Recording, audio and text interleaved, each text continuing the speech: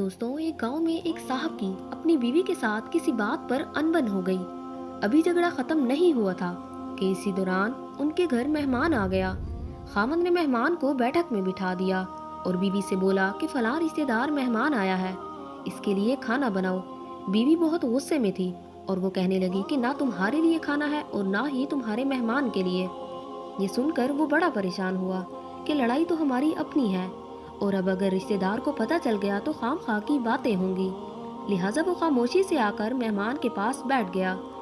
इतने में उसे ख्याल आया कि बीवी अगर रोटी नहीं बना रही तो सामने वाले हमसाए बहुत अच्छे हैं, खानदान वाली बात है, मैं यूं करता हूँ कि उन्हें एक मेहमान के लिए खाना बनाने का कह देता हूँ। चुनाचे वो उनके पास गया और कहने लगा कि मेरी बीवी की तबीयत खराब है, लिहाजा आप हमारे मेहमान के लिए खाना बना दीजिए। उन्होंने कहा, बहुत अच्छा, आप जितने आदमियों का कहेंगे हम खाना बना देंगे। अब वो मुतमईन होकर मेहमान के पास आकर बैठ गया।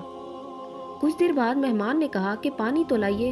वो उठा कि घड़े का ठंडा पानी लाता हूँ। वो अंदर गया तो उसने देखा कि बीवी साहिबा तो ज़ारों का तार रो रही है। वो बड़ा हैरान हुआ और कहने लगा कि क्या बात है।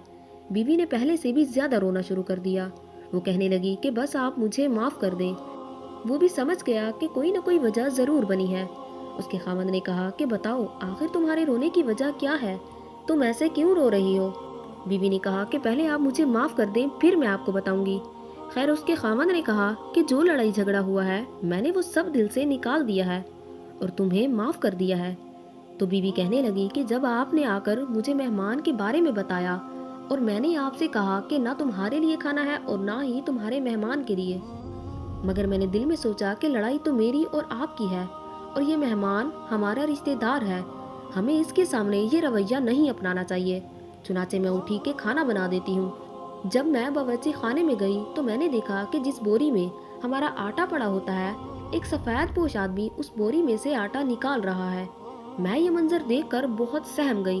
तो वो मुझे कहने लगा कि ऐ खातून, तू परेशान ना हो, ये तुम्हारे मेहमान का हिस्सा था जो तुम्हारे आटे में शामिल था।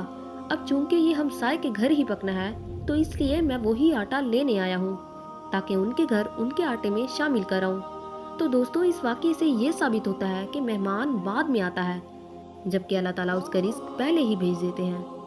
दोस्तों, आपको अच्छी बात बताना मेरा काम था और अब इसे दूसरों तक पहुंचाना आपका काम है। अगर वीडियो अच्छी लगी हो तो इसे लाइक और शेयर ज़रूर करें और हमारे चैनल को सब्सक्राइब करें।